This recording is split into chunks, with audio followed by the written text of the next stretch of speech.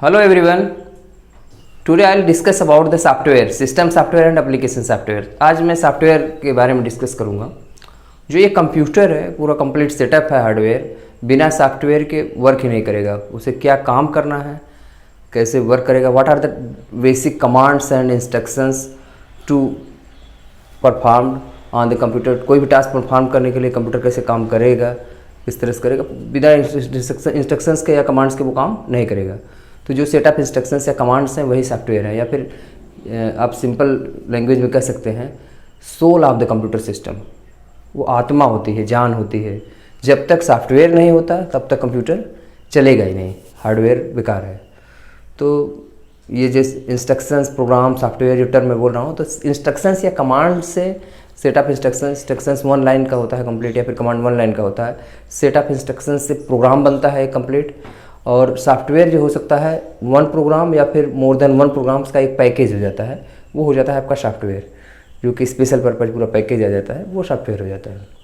तो जो सॉफ्टवेयर है that is soul of the computer system, वो है क्या, वो उसकी वर्किंग किस तरह से। अगर हम इसको सॉफ्टवेयर को देखें कि किस तरह से काम करता है, क्या है एक्चुअली क्या सॉफ्टवेयर किस तरह से, तो इसको इस तरह से डिफाइन कर सकते हैं। It is software is a set of programs that instruct the computer about the task to be performed. कौन सा काम करना है, उसे प्रिंट करना है, कोई पर्टिकुलर वो कंप्लीट, या फिर कुछ टाइप करना है, या फिर एप्लीकेशन प्रोग्राम रन करना है, कुछ भी करना है, उसके लिए जो भी टास्क परफॉर्म करने हैं वो करेगा तभी जब वो सेट ऑफ इंस्ट्रक्शंस होंगे। तो जो इंस्ट्रक्शंस का सेट है या कमांड्स का सेट है वही सॉफ्टवेयर है, that is soul of the computer system. लेकिन अल्टीमेटली कंप्यूटर को जो समझ में आता है वो 0 1 या कह सकते हैं सिग्नल से समझ में आता है, क्योंकि सबका वर्क कंप्यूटर के जो पार्ट्स हैं, हार्डवेयर है जिसको बोलेंगे फिजिकल कंपोनेंट्स, उसका वर्किंग का ये तरीका है कि वो उसका जो अपना मशीनरी है, डिजिटल कंप्यूटर है या फिर डिजिटल इक्विपमेंट्स हैं या फिर इलेक्ट्रोमैकेनिकल है या फिर और भी मैग्नेटिक है, तो उसका जो वर्किंग मैकेनिज्म उसी तरह से होगा। लेकिन बीच में कुछ चीज़ें होंगी, इंस्ट्रक्शंस होंगे जो कि उसे ट्रांसलेट करके उसी तरह से देंगे जिससे उसे समझ में आ जाए उसे, ठीक है, उसे क्या करना है, क्या टास्क परफॉर्म करना है, ये बात बताने के लिए जो प्रोग्राम होता है, जो इंस्ट्रक्शंस होते हैं, कमांड्स होते हैं, वही सॉफ्टवेयर है आपका। तो बेसिकली 2 टाइप्स के सॉफ्टवेयर्स होते हैं आपके, system software and application software. जो सिस्टम सॉफ्टवेयर होता है वो क्लोज टू द कंप्यूटर होता है, मशीन के क्लोज होता है। वो ये बताता है कि कंप्यूटर कैसे काम करेगा, एकदम से मोस्ट बेसिक वाला हार्डवेयर के क्लोज होता है। और एप्लीकेशन सॉफ्टवेयर यूजर के क्लोज होता है, जो सिस्टम सॉफ्टवेयर इंस्टॉल हो जाता है उसके ऊपर से कंप्लीट होता है। अगर इसका हम आर्किटेक्चर देखें तो ये हार्डवेयर होता है, तो सिस्टम सॉफ्टवेयर उसके बाद का लेयर बनाता है। और फिर एप्लीकेशन सॉफ्टवेयर जो होता है यूजर और सिस्टम सॉफ्टवेयर के बीच में होता है कंप्लीट। जो भी पर्टिकुलर हमारा स्पेसिफिक एप्लीकेशन डेवलप करना चाहते हैं वो सिस्टम सॉफ्टवेयर के ऊपर बिल्ट होता है, फिर उसके बाद यूजर उसे यूज करता है। तो ये पूरा आर्किटेक्चर हायरार्की बनती है सॉफ्टवेयर की कि यूज सबसे इनर मोस्ट में कोर में हार्डवेयर होता है। हार्डवेयर को काम करने के लिए वो क्या काम करेगा उसके लिए सिस्टम सॉफ्टवेयर होता है, फिर एप्लीकेशन सॉफ्टवेयर होता है, डिफरेंट टाइप जो एप्लीकेशन डेवलप होते हैं, और फिर अल्टीमेटली लास्ट में यूजर्स होते हैं। ये कंप्लीट सेटअप है। तो जब सिस्टम सॉफ्टवेयर के क्या क्या फंक्शनलिटीज़ हैं, कितने कैटेगरी के वर्क हैं, उस पर आएंगे। तो ये बेसिकली जब सिस्टम सॉफ्टवेयर की बात करेंगे तो ये बेसिक फंक्शनलिटी कंप्यूटर को प्रोवाइड करता है सिस्टम सॉफ्टवेयर। ये क्लोज टू द सिस्टम, ये मशीन्स है, तो most basic functionality provide basic functionality computer. और क्या करता है, ये कंप्यूटर के जितने भी हार्डवेयर हैं उनको कंट्रोल करता है। हार्डवेयर में चाहे इनपुट आउटपुट पेरिफेरल डिवाइसेज हों, इनपुट आउटपुट डिवाइसेज हों, या फिर इंटरनली मेमोरी हो, सीपीयू हो, और फिर जितने भी कंप्लीट चिपसेट वगैरह सबका कंप्लीट जिम्मेदार कौन होता है, सिस्टम सॉफ्टवेयर होता है। और क्या करता है, ये यूजर, एप्लीकेशन सॉफ्टवेयर और हार्डवेयर के बीच इंटरफेस का काम करता है सिस्टम सॉफ्टवेयर। यही इन्वायरमेंट प्रोवाइड करता है जिससे कंप्यूटर पर हम काम कर पाते हैं, सिस्टम सॉफ्टवेयर ही।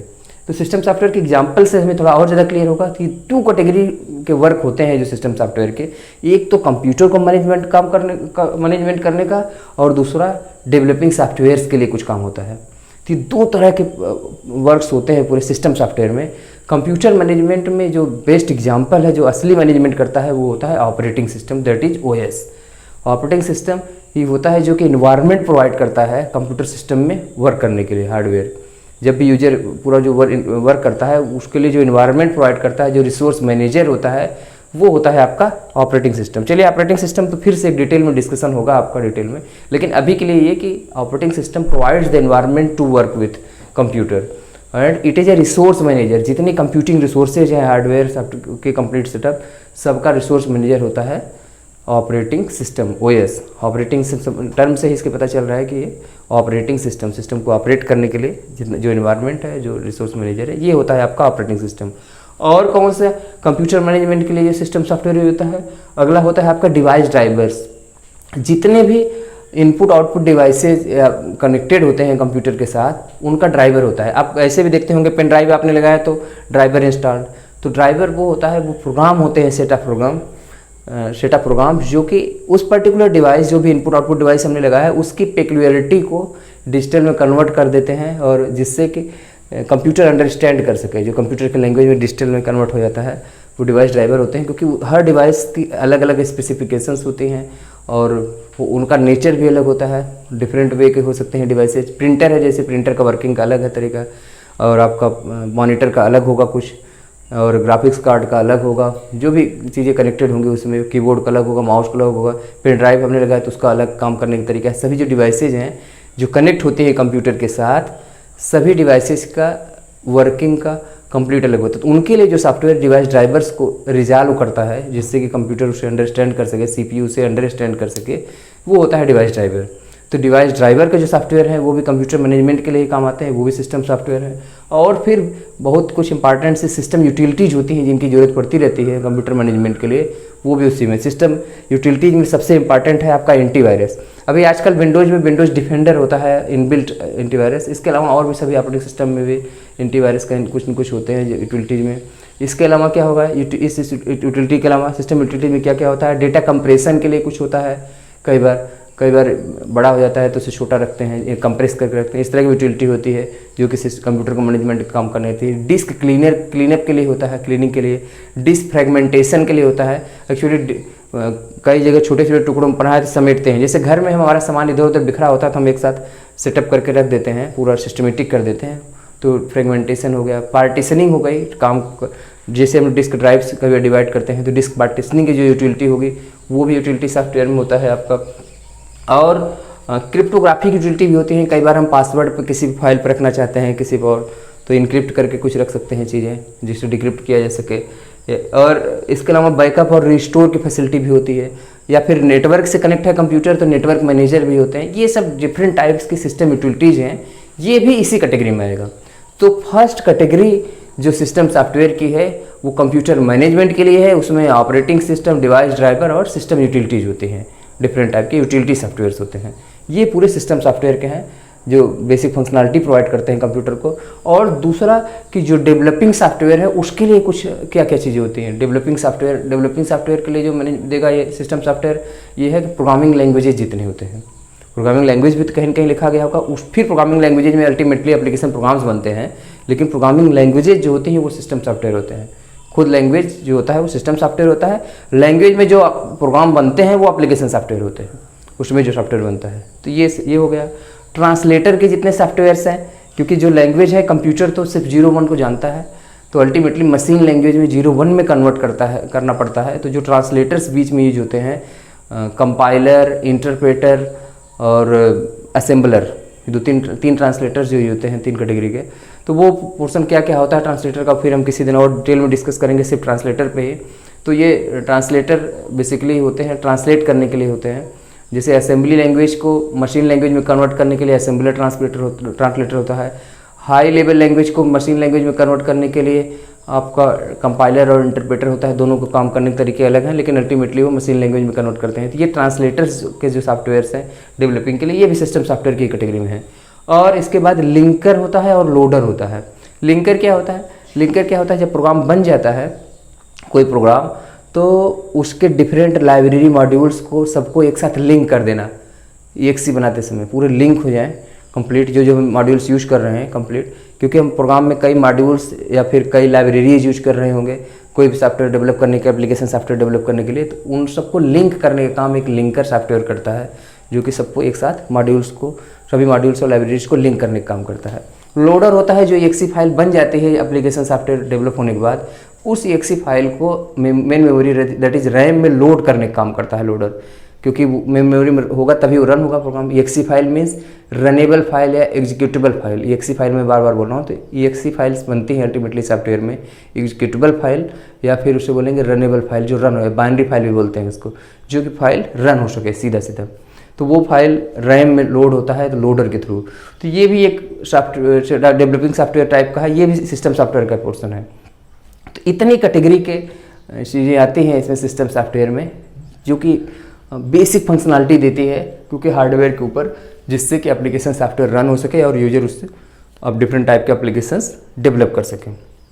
अब एप्लीकेशन सॉफ्टवेयर की बात करेंगे, इनकी भी बहुत सी कैटेगरी है।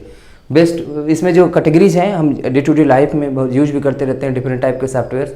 वर्ड प्रोसेसिंग का सॉफ्टवेयर जैसे हो गया एग्जांपल के लिए, वर्ड प्रोसेसिंग में आपका MS वर्ड, वर्डपैड, इन सब में जो करते हैं, या फिर Linux operating system Libre office का जो कंप्लीट सेटअप आता है वर्ड प्रोसेसिंग में आ गया।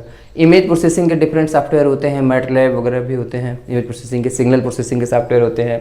अकाउंटिंग के सॉफ्टवेयर है, अकाउंटिंग में आपका टैली यूज होता है कंप्लीट, या फिर बिजनेस वाले भी कुछ कोबोल भी यूज करते हैं, कॉमन बिजनेस ओरिएंटेड लैंग्वेज। और स्प्रेडशीट सॉफ्टवेयर एक है जो कि इसमें एक्सेल वगैरह जो करते हैं, डिफरेंट सेल्स होती हैं कैलकुलेशन वगैरह के लिए स्प्रेडशीट सॉफ्टवेयर यूज करते हैं, तो एक तरह से MS एक्सेल हो गया।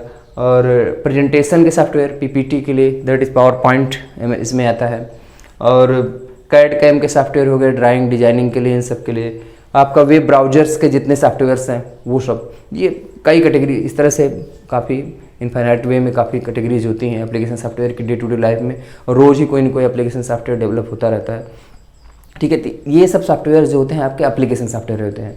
तो application softwares are close to the user, system softwares are close to the machine. User के क्लोज होते हैं, यूजर अपने डे टू डे लाइफ में या डे रूटीन में जो पैकेजेस बनाता है एप्लीकेशन सॉफ्टवेयर में, वो सब चीज़ें आती हैं। ये सब सॉफ्टवेयर हैं, इस पर हम जो भी चीज़ें हमें बनाते रहते हैं, डिफरेंट एप्लीकेशंस बनाते रहते हैं, वो सब पूरे कंप्लीट केस में आ जाएंगे हमारे एप्लीकेशन सॉफ्टवेयर में।